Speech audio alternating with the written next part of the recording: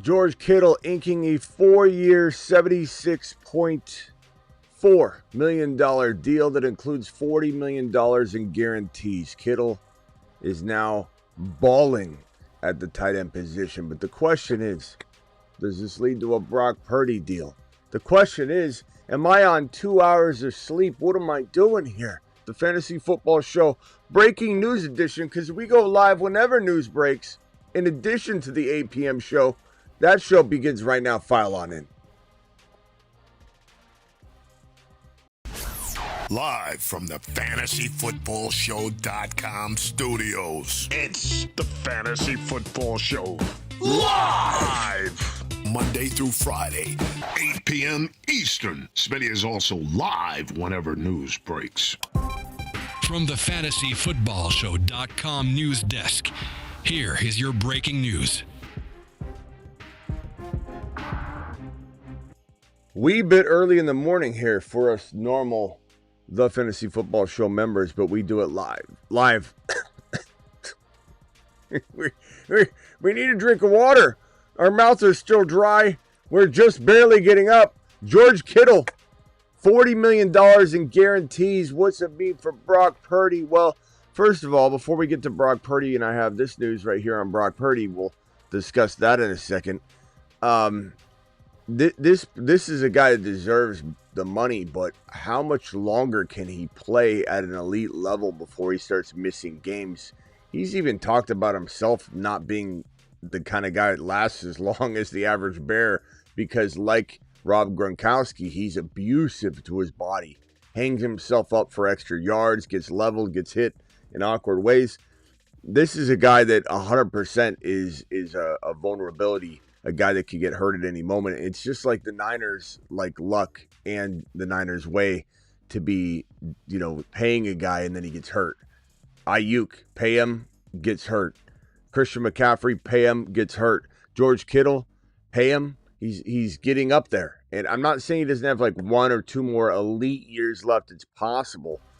But I've got him in a dynasty league, and I got to tell you, I don't feel like really great. I can't get rid of him. I can't trade George Kittle anywhere near the value you would assume you could off of a contract like this, a 4-year, $76 million deal. A lot of money to be made here, a lot of money to be paid here.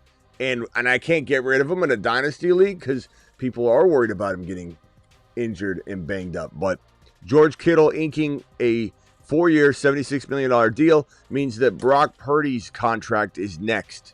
And the word on the street around newswires this morning is that Brock Purdy is expected to get a deal done soon now that this deal is over. And Brock Purdy's going to get around $50 million per year. I'm hearing it will have a 5 at the beginning of it. So I guess I'm just a little confused. The Niners sign CMC last offseason. Things don't go as planned. The season unfolds.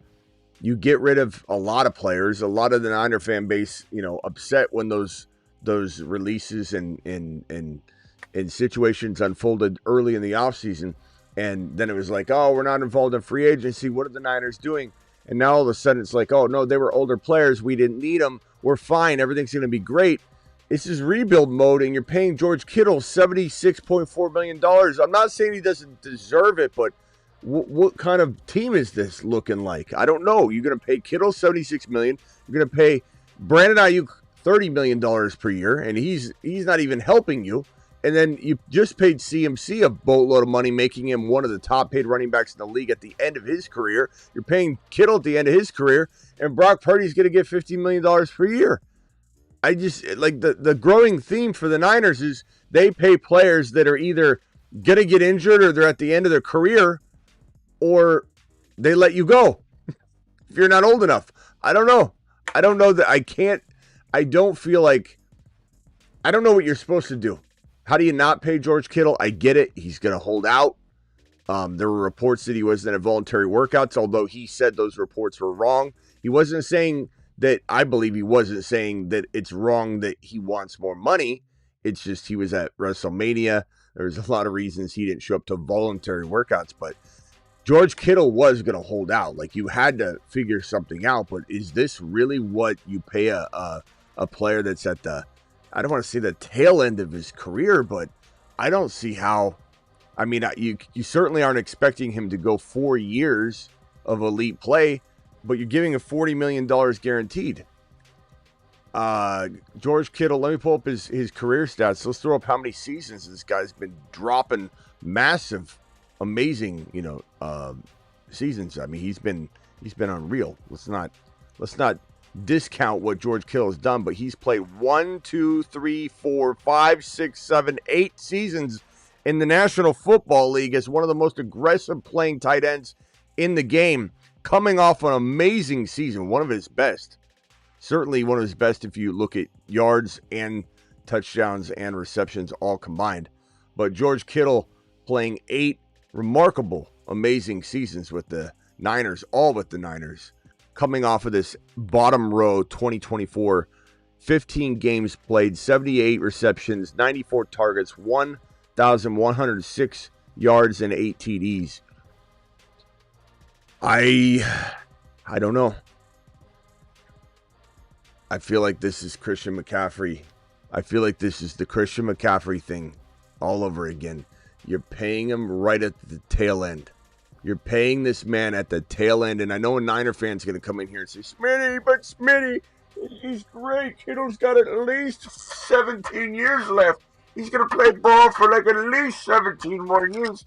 Christian McCaffrey's 100%. What are you talking about?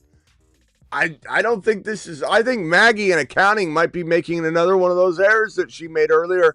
Remember when Maggie from accounting carried the 1 and the Niners were reprimanded with the draft pick taken away? You remember that? You guys remember that actual debacle? I'm not making that up. It's not just me using my megaphone. There was an accounting error that caused this draft pick to be taken away. And I think maybe Maggie might have carried the 1 in this case too. Because $40 million guaranteed, $76.4 million, 4-year deal for a guy that's played how many seasons again, Maggie? Let's count them up. Okay, let's do it. It's 1, 2, 3, 4, 5, 6, 7, 8 seasons played, Smitty. 8 seasons played. Let's make it a 12. Let's make it 12. Let's go from 8. We'll go 9, 10, 11, 12. 4-year deal, $76 million or $40 million guaranteed, $76 million deal. I don't know. Maybe it's because it's really early that I'm a little confused by this. Now you got to pay Brock Purdy, who you don't know if he's the real deal or not. He's a system guy. He's a system guy. Brock Purdy's not an elite quarterback. He's not.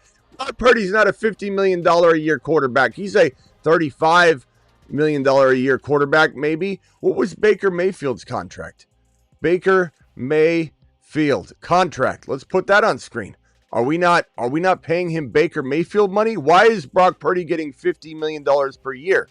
Why is he not getting Baker Mayfield money? How is Baker Mayfield getting paid less than Brock Purdy by an extreme amount? Let's put Baker's contract up on screen. All right, here we go. Baker, again, a little early in the morning for this, but what are we doing here? Baker Mayfield, average salary, $33.3.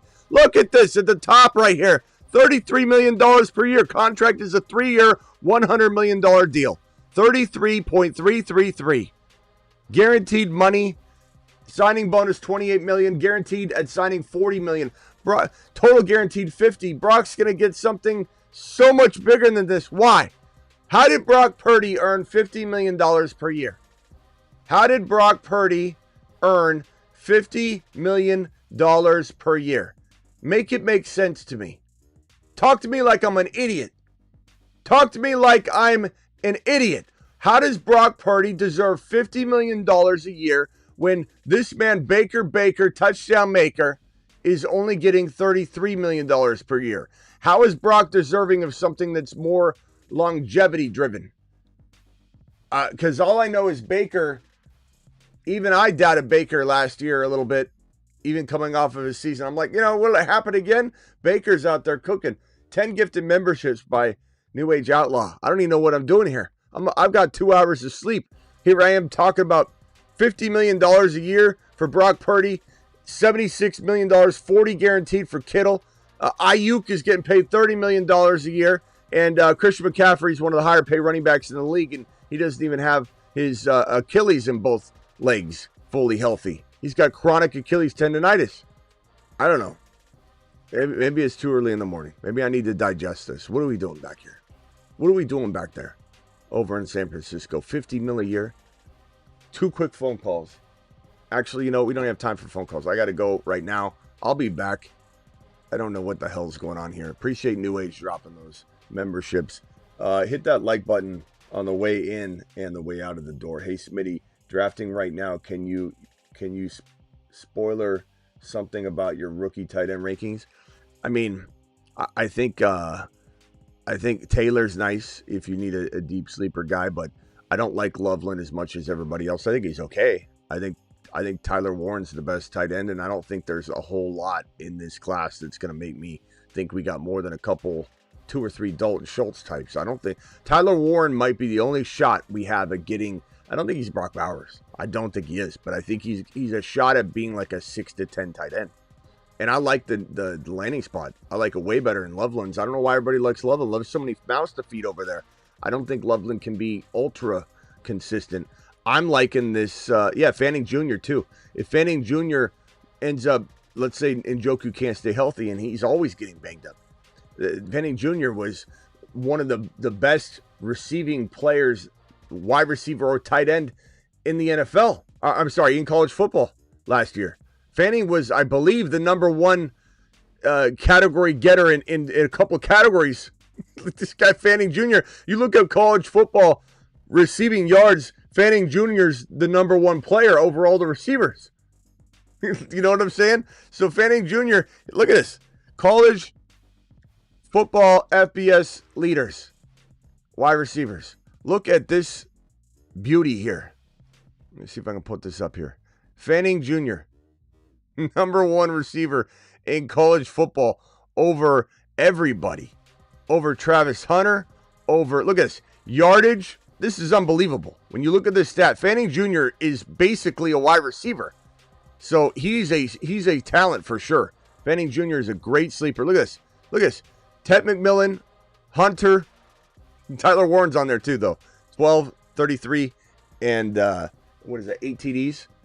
But you look at the top and you're like, okay, who's above Ted? Jeremiah Smith. Oh, it's Fanning Jr. 117 receptions.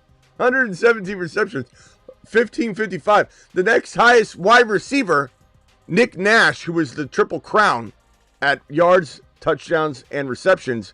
And then Ted McMillan and Jeremiah Smith and Hunter. This guy, Harold Fanning Jr., 1555. The next best player receiver was 1382. So, yeah, he's got a lot of upside. I almost think Fanning Jr. is better than Loveland. At me all you want. But his situation isn't necessarily ideal. I mean, right out of the box, but injury happens. That would be great. Loveland, I don't like Loveland. I like Loveland, but I don't like him the way people are ranking him. I think Tyler Warren's the guy. I think he's got the opportunity. Yeah, the quarterback situation is shaky, but he's the only guy. He's the best receiving player on the team, and he was used as a wide receiver by his team in college to the point where they're designing everything through him. So I could see that happening in Shane Steichen's offense in Indy. So that's what I'm going to say there. I'll see you all later. Appreciate you. Thank you for the gifted memberships. New Age Outlaw to the mother freaking moon. I don't know what the Niners are doing over here. $30 million per year to Ayuk. Christian McCaffrey, one of the highest paid running backs when he doesn't even have Achilles tendons, it seems. And then you've got George Kittle making $76 million for a $40 million guaranteed deal. And now Brock Purdy's about to get $50 million. Make it make sense.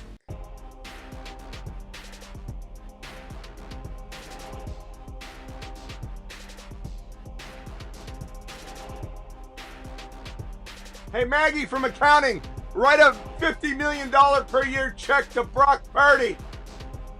Do it live.